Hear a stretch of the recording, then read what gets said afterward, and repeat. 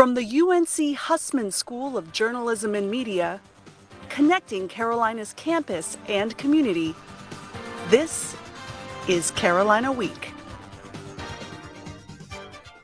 Good morning, Tar Heels. Welcome to the first Carolina Week show of the spring semester. I'm Julian Berger. And I'm Sarah Gray Barr. Thanks for joining us. We start the news with the latest on coronavirus cases on campus. The Omicron COVID-19 variant began spreading over winter break, leaving many students worrying about returning to in-person classes. The university left the decision about whether to go remote to individual deans and professors. But now the university is saying it's time to get back into the classroom. Reporter Kenzie Master joins us live from the South Building with more on the decision. Kenzie. That's right. An email went out to the campus community saying that by next week, all classes must return back to the original mode of instruction that was advertised during registration. So that means if you signed up for an in-person class, that class has to be in person by next week. The university did say that exceptions could be made based on individual circumstances. Since the start of the semester, more than 3,000 students have tested positive for COVID-19.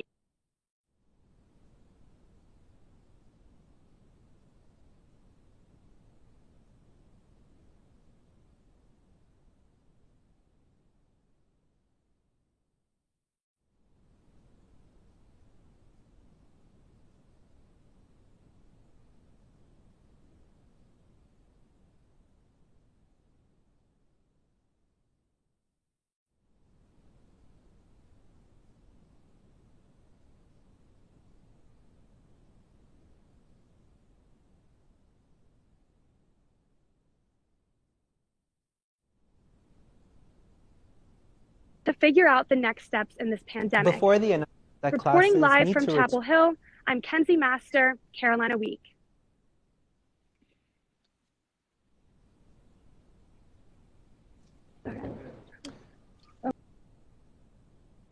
Before the announcement that classes need to return to the mode that was advertised during registration, professors were allowed to decide how they taught their courses. Some professors are saying they appreciate having options. I'm glad that they gave flexibility to faculty that needed it. I mean, we've got a lot of faculty with young kids or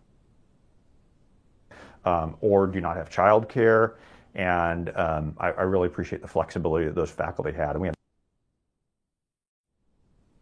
I really disagree, and I'm frustrated by the choice to not have isolation dorms this semester. I can see the reasoning behind it, and I know it's because the university is saying that because the variant is so transmissible that there's no point in quarantining people who are positive.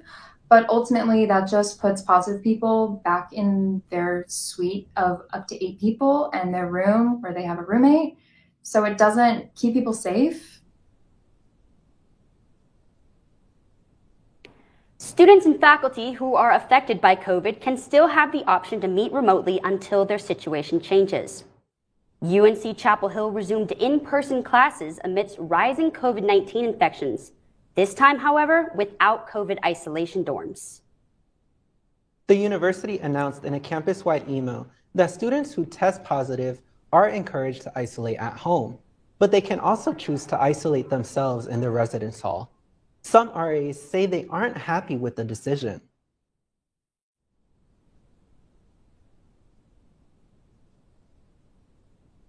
The university advises students with COVID to isolate for 5 days. If after 5 days your symptoms are improving, you can leave isolation.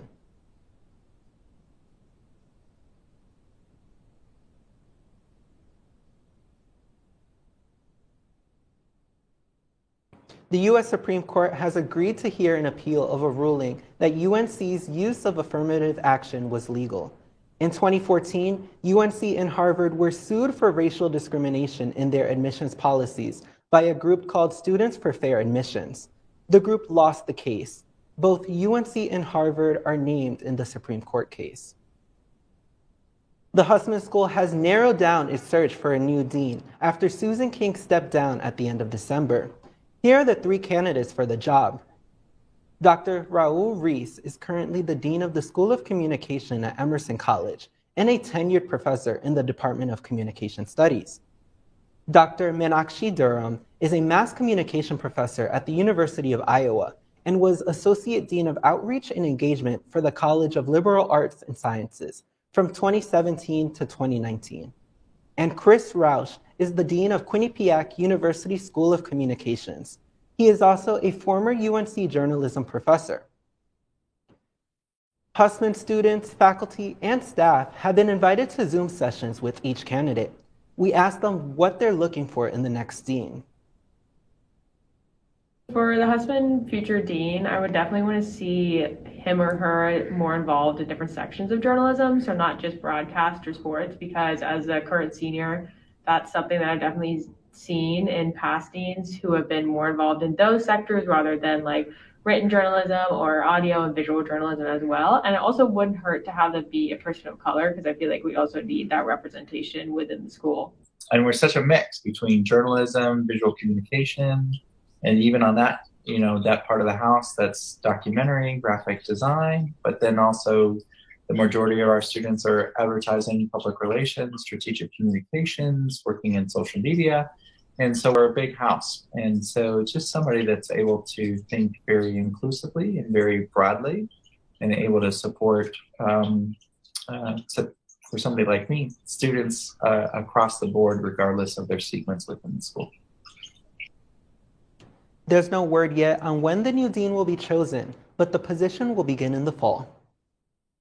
While graduation is the highly anticipated event for seniors at UNC, students should also mark their calendars for a couple of important deadlines. February 7th through 11th is Ring Week. Students can visit the student stores to browse various rings and find the size and style that works for them. March 18th is the last day to make any changes to the name displayed on diplomas. If you would like to adjust your name, you can contact the Office of the University Registrar for more information. After being one of the many halted construction projects on campus due to COVID-19, the UNC Mphc Legacy Plaza is currently close to completion. Reporter Michaela Williams shows us how the new plaza will honor historically Black Greek organizations on campus.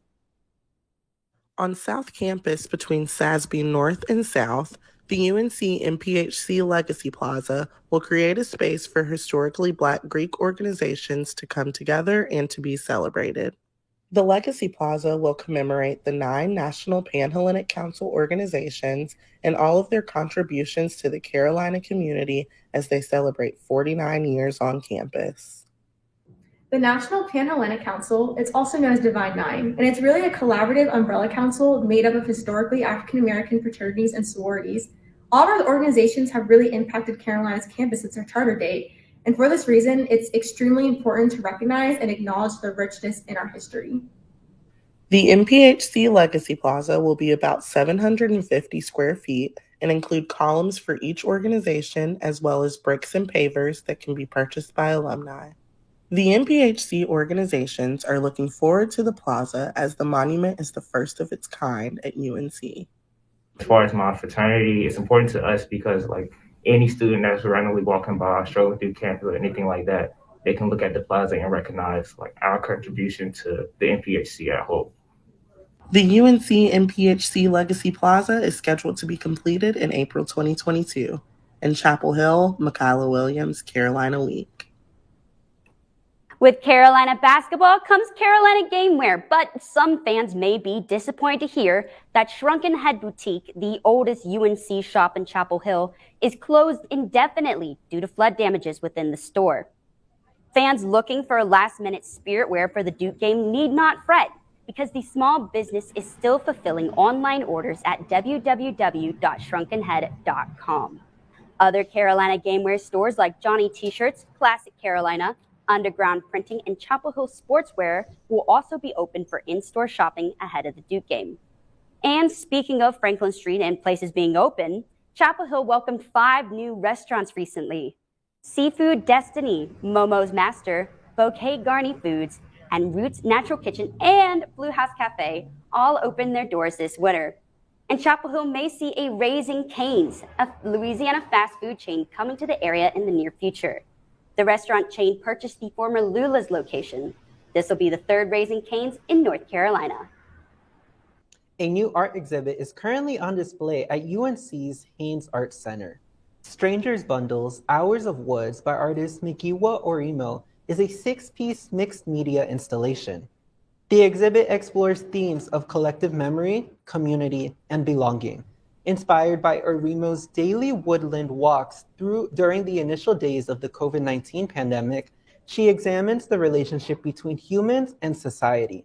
Her art invites contemplation, juxtaposing natural occurrences with man-made constructs to provide profound social commentary. The exhibit runs through February 18th. Snow lovers are enjoying the chilly start to the spring semester. The Chapel Hill area got over 5 inches of snow during the first 3 weeks of class. But if you're looking forward to spring, a warm-up is coming our way. Let's check in now with meteorologist Corey Kowitz about how long the nicer weather will last. All right, guys, it's good to be back. We've had a lot of winter weather since I've been gone, but we're starting to snap out of that funk. We have a high pressure in place, contributing to the dry air we've been seeing. And the winds are going to come from the Gulf, bring with it some warmer temperatures. And that's why you're going to see the high get all the way up to the mid-50s today. A nice change of pace temperature-wise. And it's going to get even warmer on Thursday, mid to high 60s in the region. Water relief. We haven't seen temperatures like that in a while. But that increase in temperature is going to come with a chance of some rain. A slow-moving system is going to make its way through Thursday night into Friday, making Friday your end of the week a washout, unfortunately. A lot of cold air behind it. So once that system moves out and we dry up, it's going to get a lot chillier once again.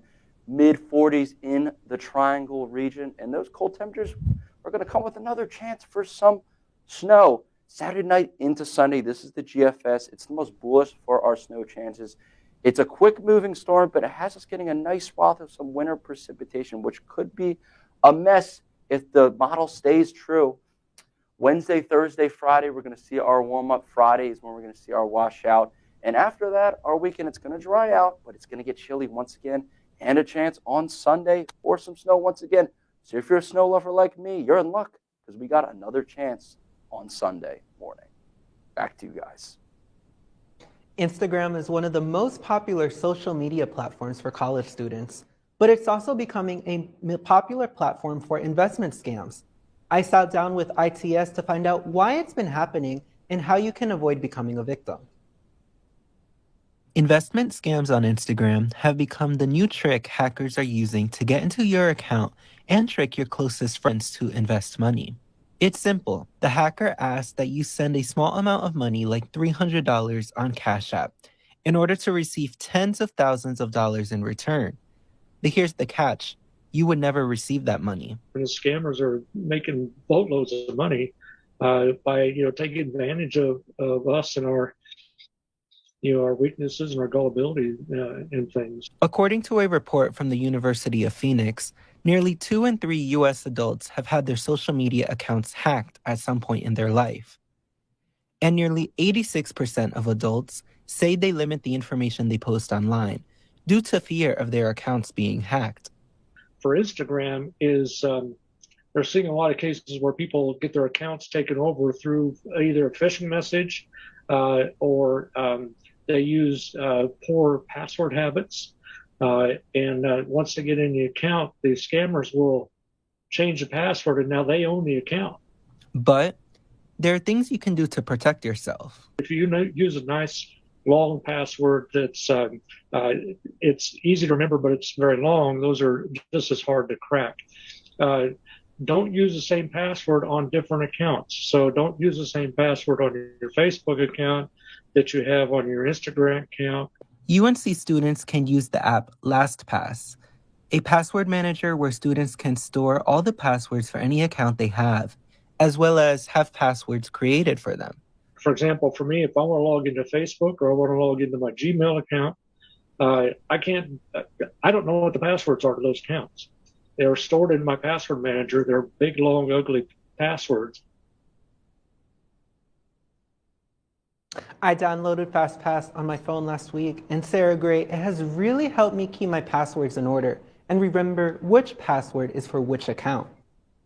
I am so happy to hear that. A UNC alum and journalist is showcasing the diversity of the autistic community with his new book.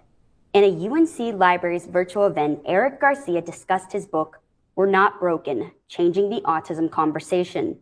The book documents the experiences of people with autism, including himself, and explains the importance of life-enhancing services and protective policies for autistic individuals. He says his favorite part of writing the book was talking to people about their lives, and that working on the project allowed him to be kinder to himself. Many students trying desperately to score a ticket to this weekend's game find it to be a mysterious process. So how exactly can students score one of these golden tickets? Reporter Kasia Sari joins us live now to debunk some common rumors you might have heard about the student ticket lottery system. Kasia? Thanks, Sarah Gray. I've heard so many rumors, ranging from how to increase your odds of getting a ticket through the lottery system or things that could decrease your chances. I spoke with Senior Associate Athletic Director Clint Gwaltney this week to formally answer your questions about the student ticket lottery. Let's start with some general rumors. If you receive a ticket through the lottery and don't attend the game, you have less of a chance in the lottery for future games. This is not true. Gwaltney said that your attendance at lottery games has no effect on your future entries. Whether you give your ticket away or do not attend the game, your chances remain the same moving forward. If you are not in the top 150 students in Fever Points, going to Fever events boosts your odds in the lottery. This is true. Going to Fever events always helps. If you are in that top 150 but didn't sign up for a particular game, the 151st person in Fever Points will receive a ticket. Gwaltney said every time you attend a Fever event, it helps you. Now, let's look at some rumors surrounding the famed UNC Duke game coming up this weekend.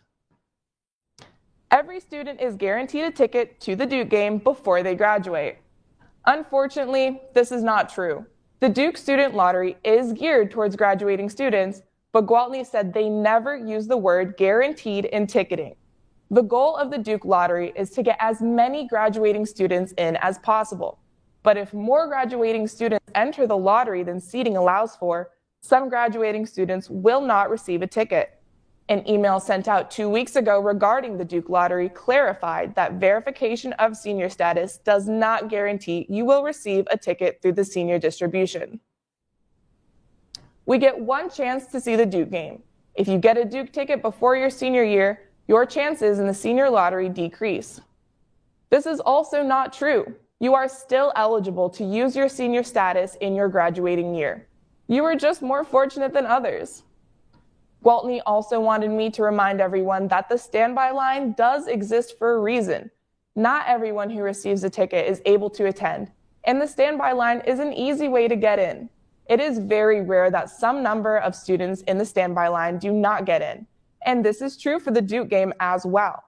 If you receive a lottery ticket for the Duke game, don't try to sell it. You might get reported to Honor Court. If you can't go to the game, work with Carolina Fever or Carolina Athletics to redistribute your ticket fairly.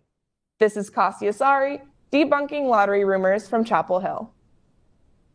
When it comes to the Carolina Duke rivalry, you either bleed Tar Heel blue or Blue Devil blue. There's no in between.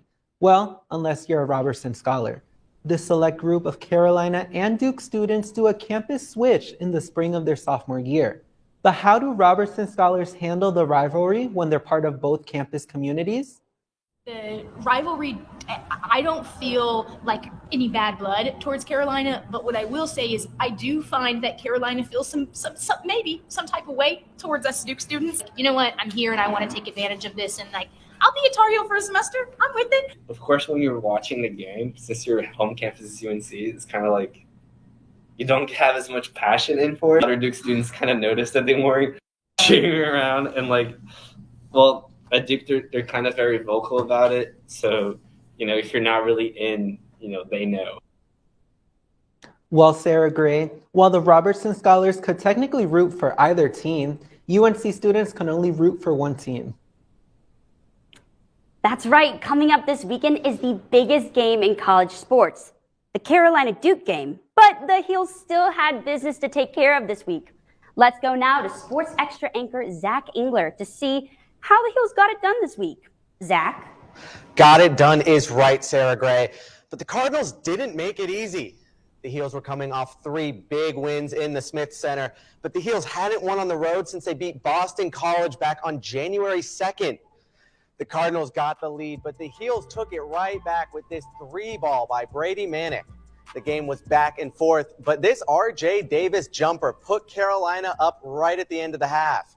Neither team could hold the lead, but watch as Caleb Love cuts through the lane and drops it off for Armando Bacot for the and 1 to put the Heels up by 2 with less than 60 seconds on the clock.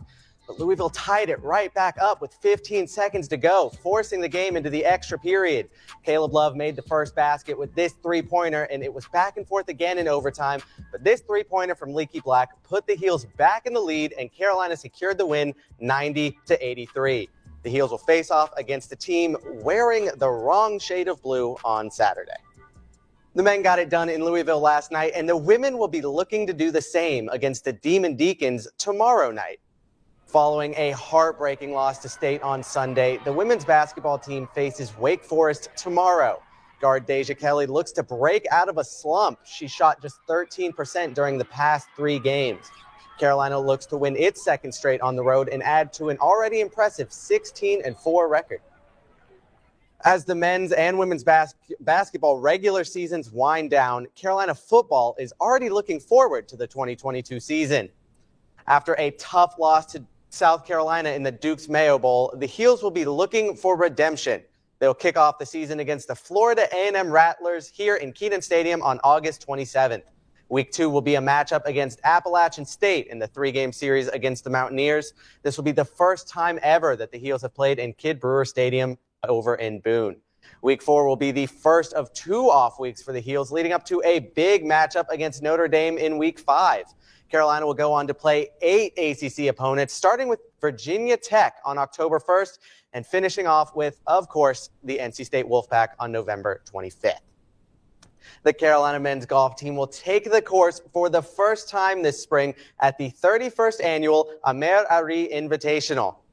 The team has traveled all the way to the island of Hawaii to tee it up against 19 teams in the 3-day event, which starts tomorrow. Carolina is the highest-ranked team, sitting at 2nd place among this stacked field. As we look ahead to the spring lacrosse season, the ACC is looking like it will continue to be a lacrosse powerhouse this season. According to the USILA preseason poll, UNC is the 4th-ranked team in Division I play going into the new season. ACC schools Virginia, Duke, and Notre Dame all made the top 5 as well, with the defending champions Virginia sitting at the top. The women's team is in even better shape coming in at the number 2 spot in the preseason poll. Once again, 4 ACC schools in your top 5, with reigning national champs Boston College sitting at number 1. UNC's ice hockey team has a new member, Gavin DiLorenzo, and he had a chance to make his impact felt in a rivalry game against NC State. Jacob Karabatsos and Tyler Chilton have your story. It's awesome. Let's get all the jerseys, man. Yeah. Gavin DiLorenzo is an incredible young man. Cancer survivor turned UNC hockey player.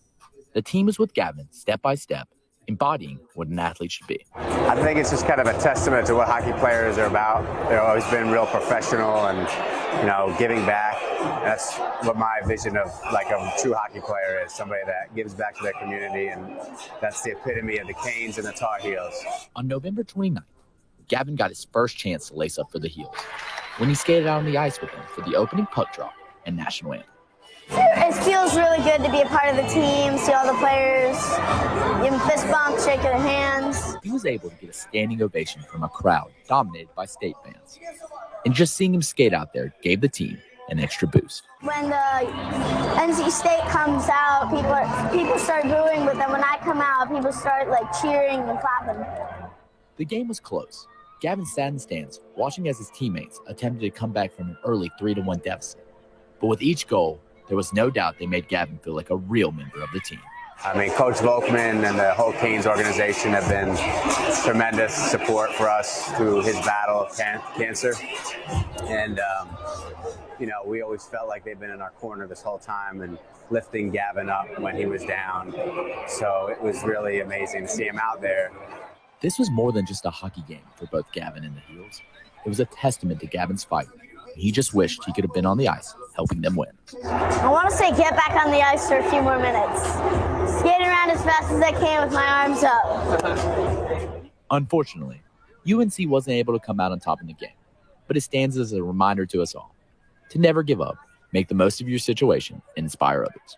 From Raleigh, Tyler Chilton, Carolina Week. UNC, let's go Heels! Such a touching story. And I mean, Gavin certainly looks like he could cook me out there on the ice.